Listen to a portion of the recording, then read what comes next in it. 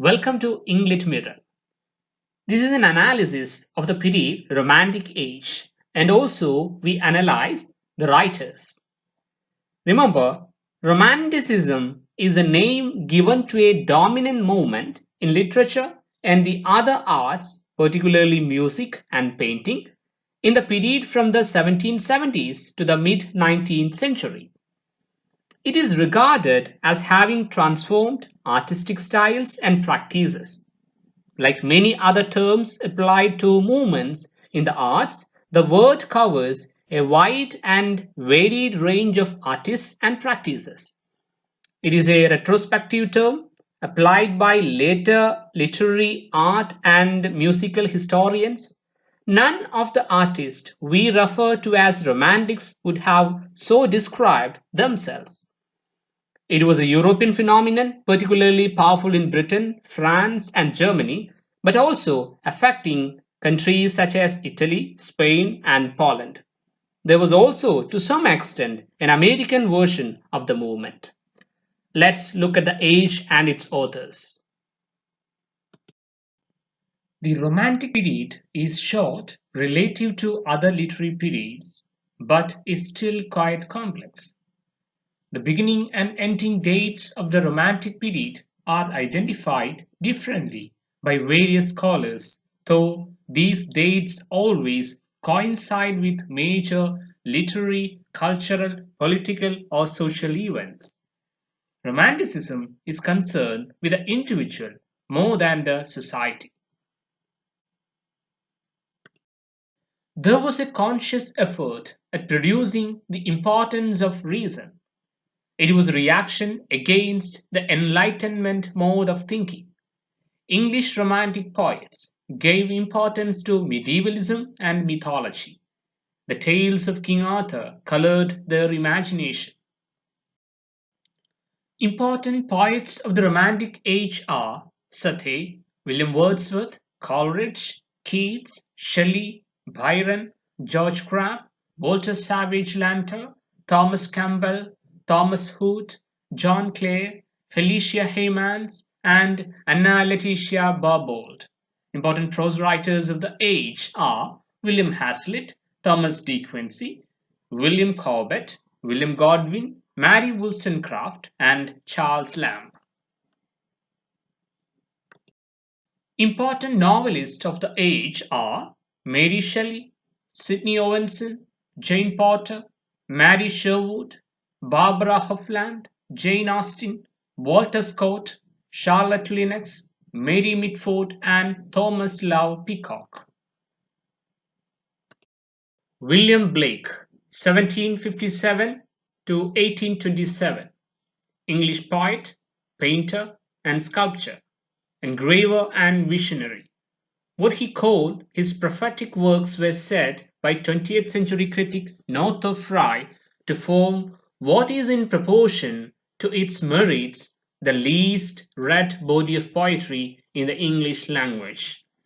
In 2002, Blake was placed at number of 38 in the BBC's poll of the 100 Greatest Britons.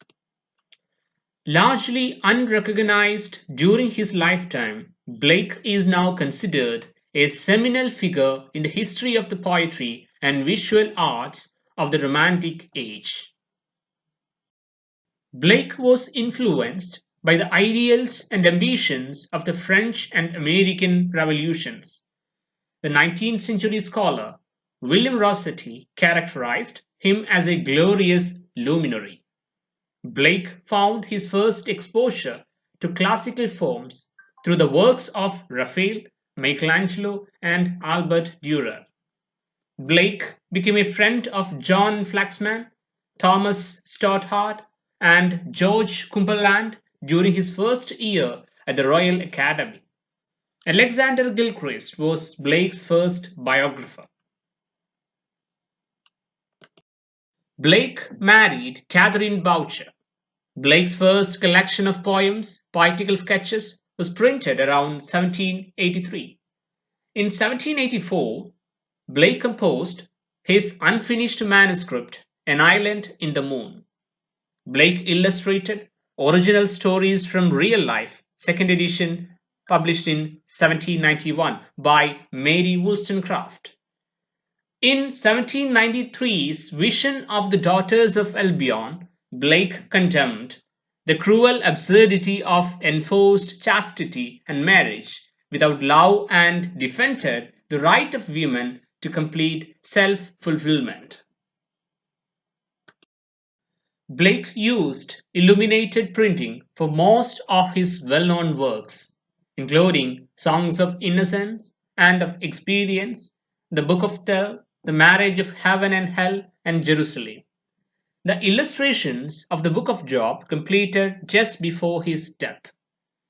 The commission for Dante's Divine Comedy comes to Blake in 1826 through Linnell with the aim of producing a series of engravings.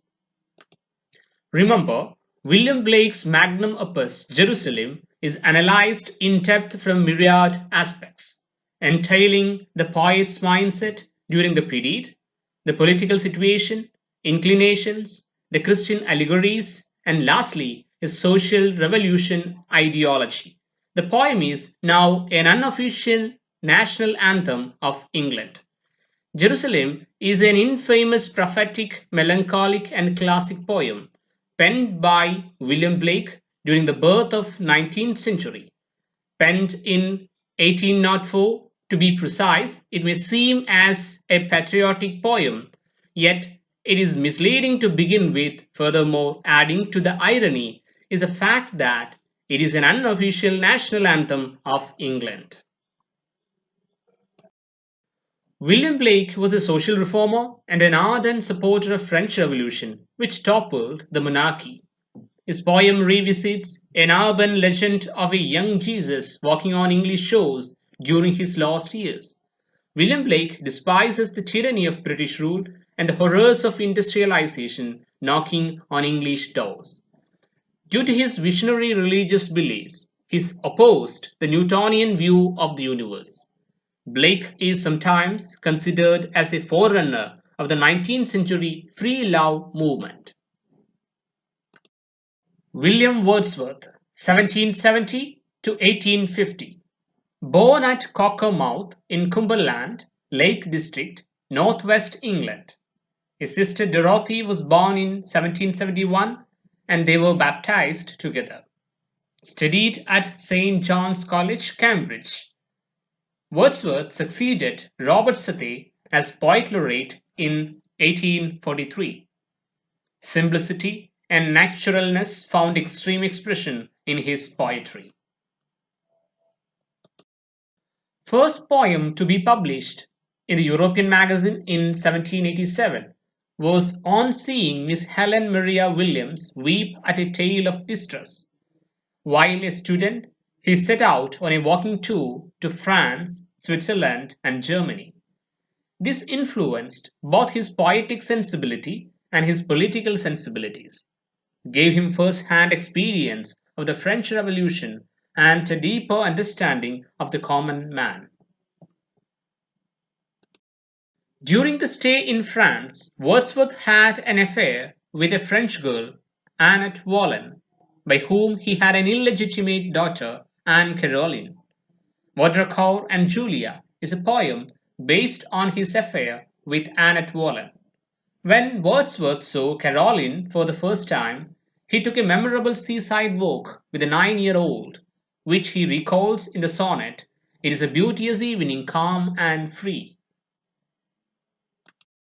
Wordsworth describes the French Revolution in the prelude in the following words: "Bliss was it in that dawn to be alive, but to be young was very heaven."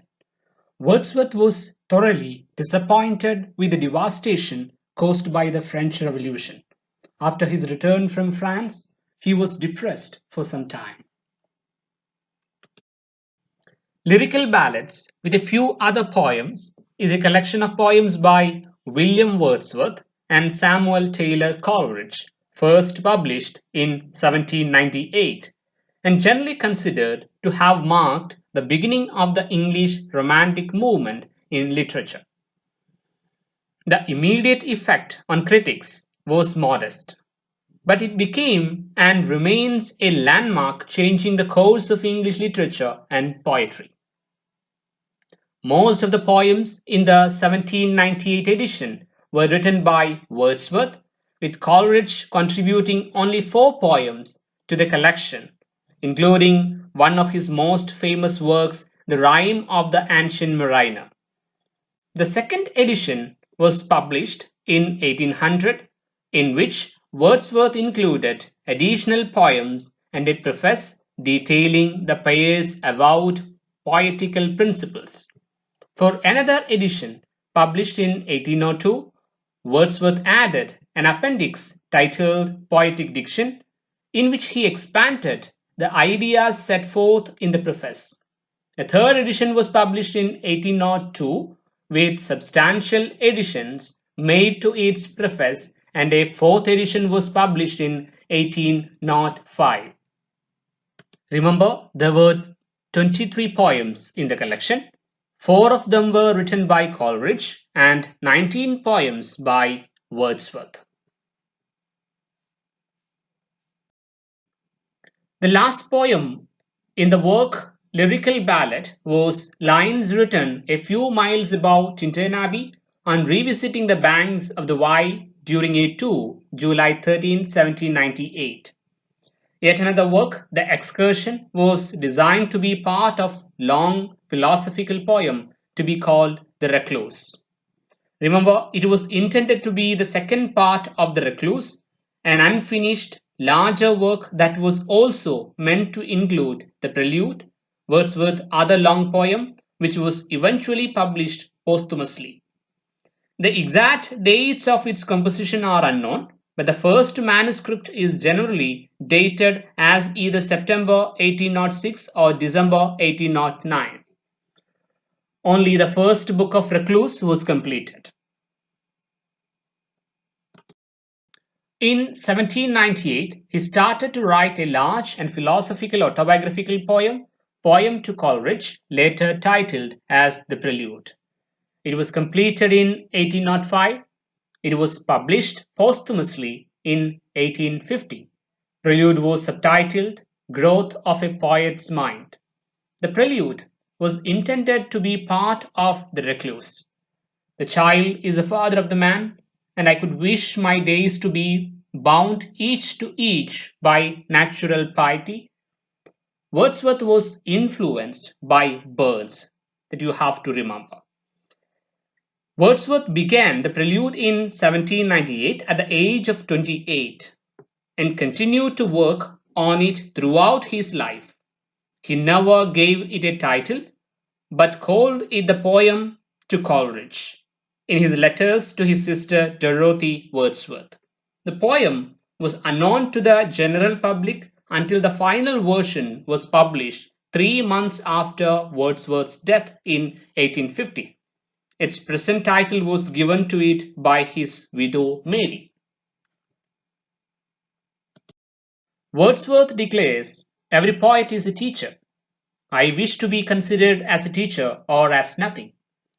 Emerson calls Ode on Intimations on Immortality as the high water mark which the intellect has reached in this age. He has recorded the simple and happy life of Swiss peasantry in his work Descriptive Sketches. For some time, he was under the influence of William Godwin's political justice. His poem, Tintern Abbey, traces the growth of an individual and his changing relationship with nature. Moreover, the title, Lines Written a Few Miles Above Tintern Abbey, on revisiting the banks of the Wye during a tour, July 13, 1798, is often abbreviated simply to Tintern Abbey, although that building does not appear within the poem. It was written by Wordsworth after a walking tour with his sister in this section of the Welsh borders. The description of his encounters with the countryside on the banks of the River Wye grows into an outline of his general philosophy.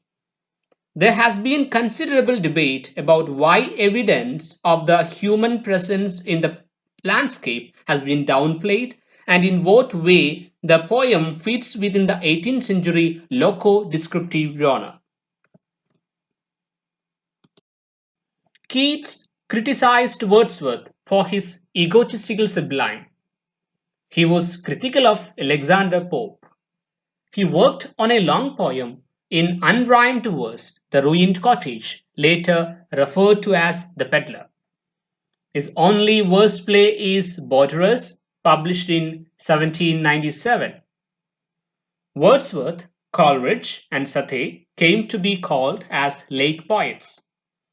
In 1813, Wordsworth accepted a government job. This surrender of the poet's independence was attacked by Leigh Hunt. Later, this accusation was made more strongly in the poem The Lost Leader by Robert Browning. Remember, The Lost Leader is an 1845 poem by Robert Browning, first published in his book Dramatic Romances and Lyrics. It berates William Wordsworth for what Browning considered his desertion of the liberal cause and his lapse from his high idealism. Before winding up this session, remember, Romanticism is a kind of reaction to earlier age. Like many other literary movements, it developed in reaction to the dominant style of the preceding period.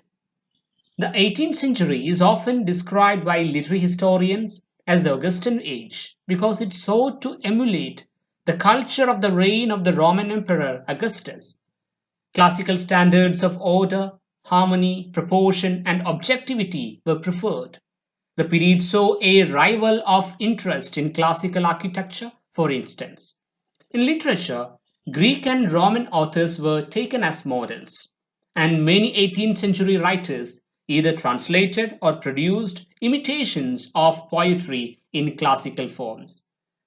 In its early years, Romanticism was associated with radical and revolutionary political ideologies, again in reaction against the general conservative mood of European society. The central features of Romanticism include an emphasis on emotional and imaginative spontaneity, the importance of self expression and individual feeling. Romantic poetry is one of the heart and the emotions, exploring the truth of the imagination rather than scientific truth. The I voice is central. It is the poet's perceptions and feelings that matter. Thank you for watching this video. If you like the video, please share and subscribe.